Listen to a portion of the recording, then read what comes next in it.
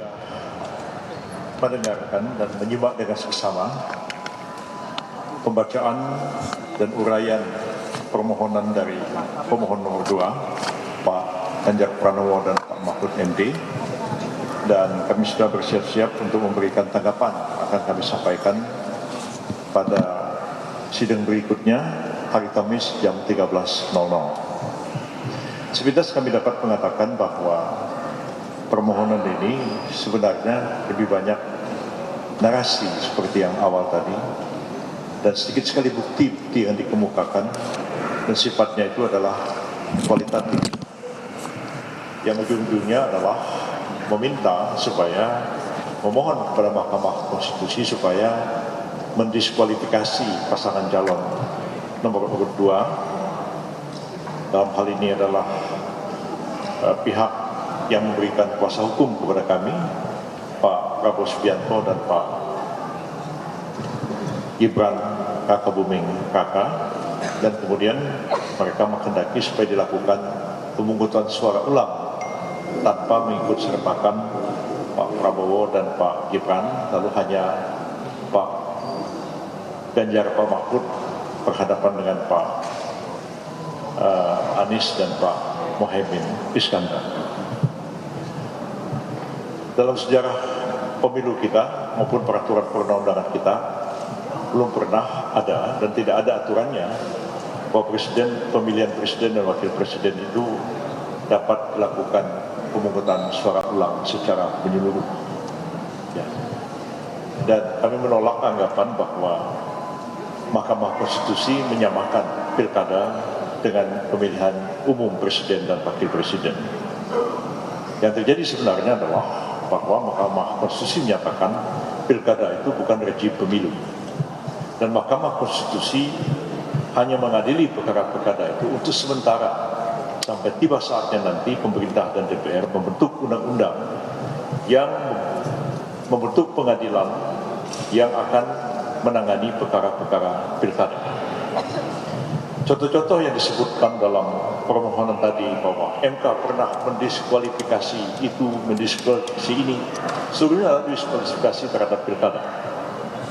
Sudah berapa kali MK memeriksa, memutus perkara PHPU, pemilihan presiden dan wakil presiden, belum pernah sekalipun Mahkamah Konstitusi membatalkan seluruhnya dan kemudian melakukan pilpres ulang untuk kedua kalinya.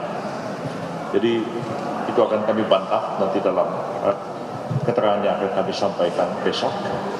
Pada prinsipnya kami mengatakan bahwa narasi yang dikemukakan lebih banyak merupakan satu pandangan, satu pendapat, ya, mengutip banyak pandangan-pandangan ahli dari buku-buku yang barang tentu akan kami jawab, tapi juga akan dikonter oleh ahli yang akan kami hadirkan dalam persidangan-persidangan berikutnya.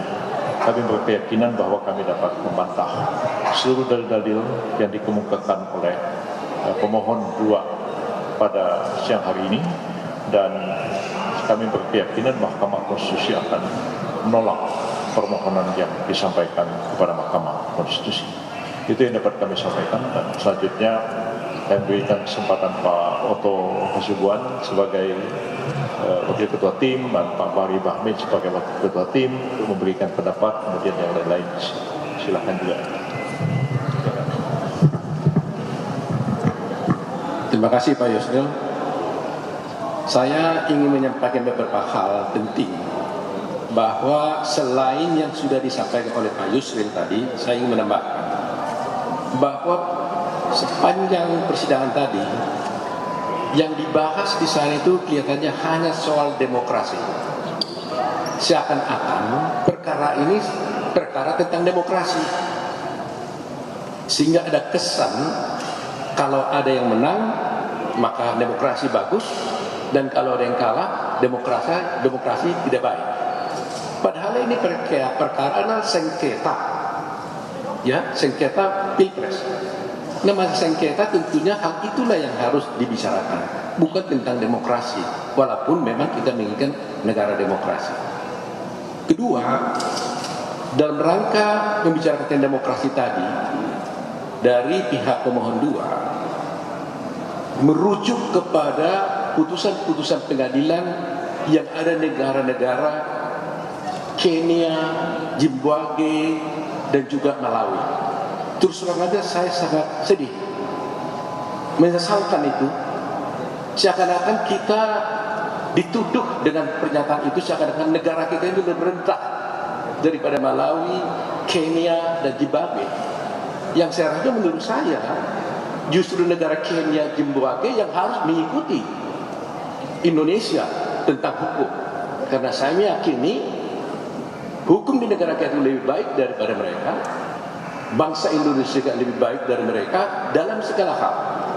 Sehingga kalau argumentasi hukum yang disampaikannya itu merujuk kepada undang-undang dan pengadilan yang ada negara yang menurut saya tidak lebih baik daripada Indonesia, itu keliru. Dan itu sungguh menyakitkan hati bangsa Indonesia, karena menempatkan negara Indonesia di bawah daripada negara tersebut. Itu yang kedua. Yang ketiga, yang terakhir adalah pemohon kelihatannya memang memasakkan bahwa agar perkara ini menjadi kewenangan daripada Mahkamah Konstitusi.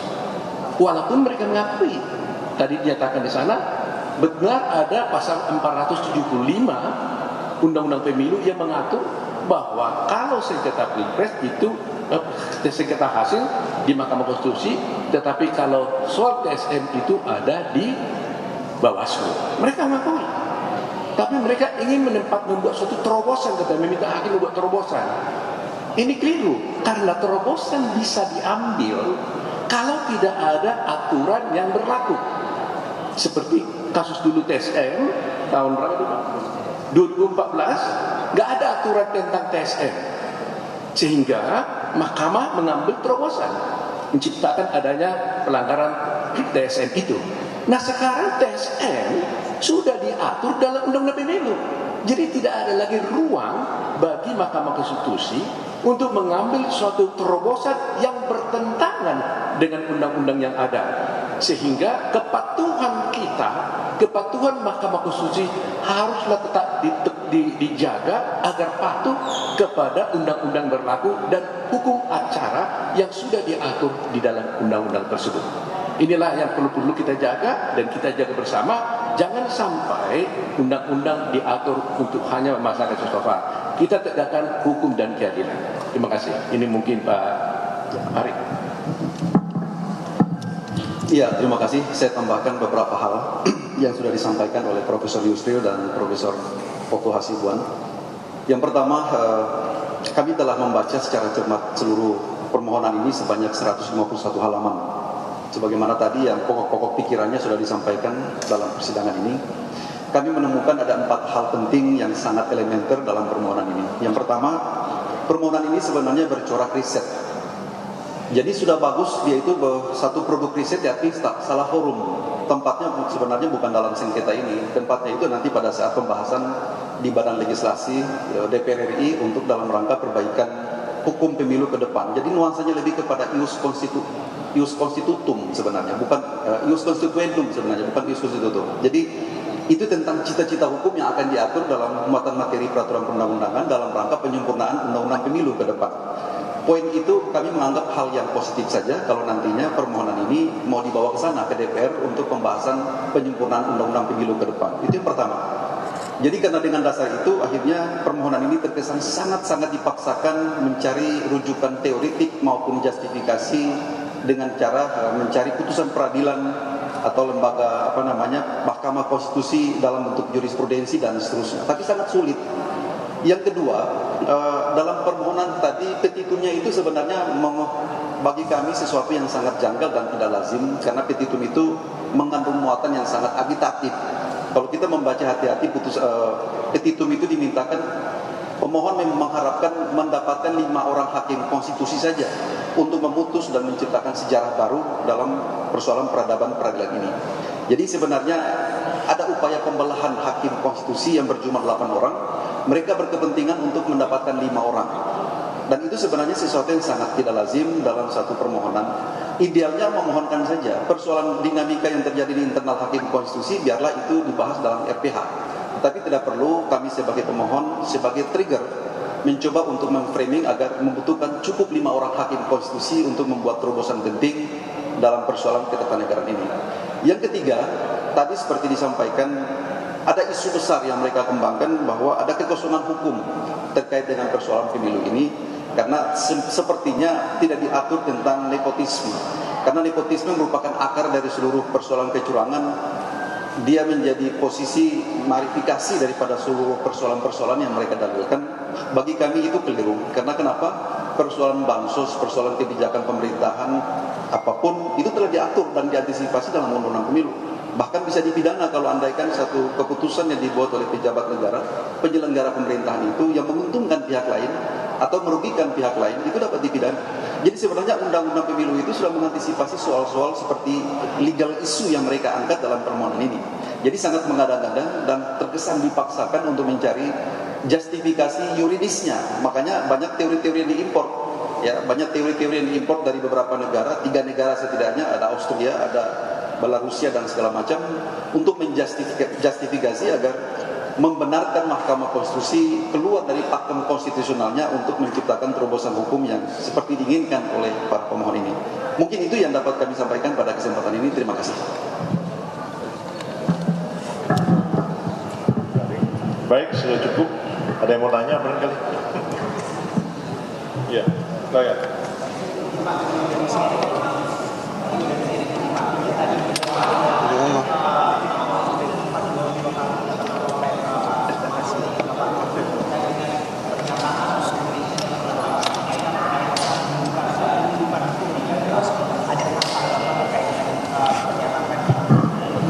Iya, itu yang tadi malam saya katakan kaul kadim dan kaul jadid, pendapat lama dan pendapat baru.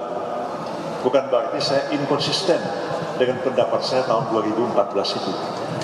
Tahun 2014 saya dihadirkan sebagai ahli di persidangan Mahkamah Konstitusi dalam sengketa Pilpres pada waktu itu.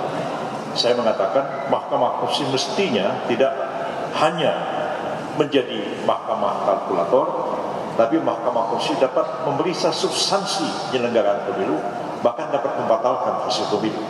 Itu betul saya ucapkan pada tahun 2014, ketika belum ada aturan-aturan tentang pembagian kewenangan, di mana kewenangan itu kalau terjadi pidana itu kewenangannya Gakumdu, ya, ada atau tidak. Kalau ada, terus tidak lanjuti aparat penegak hukum. Kalau terjadi pelanggaran administratif pemilu, itu kewenangannya Bawaslu, maju ke pengadilan tinggi, bahkan bisa maju ke pengadilan tinggi TUN, bahkan bisa maju ke Mahkamah Agung.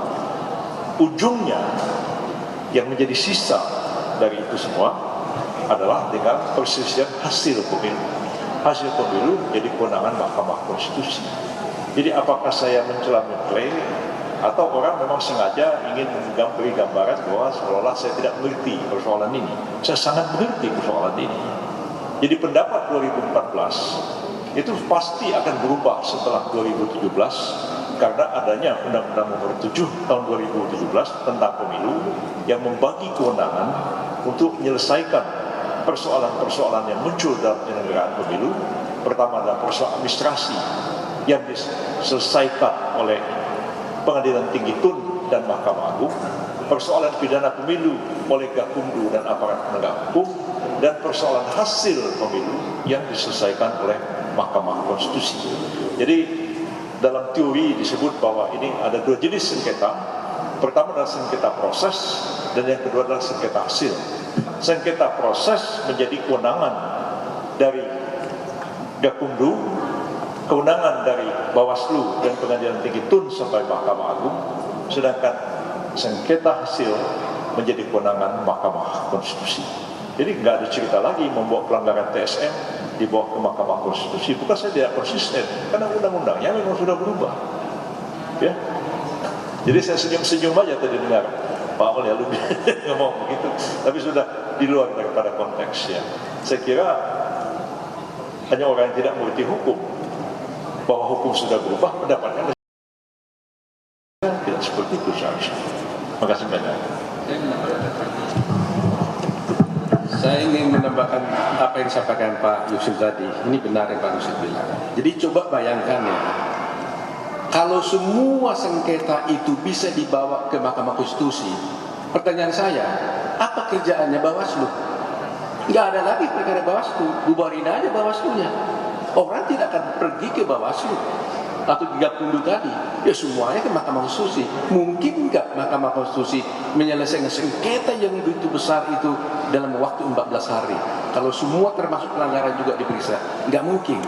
Jadi ini logika gampang saja, ya. Tapi Pak Dosi tadi bilang udah diatur bagian masing-masing.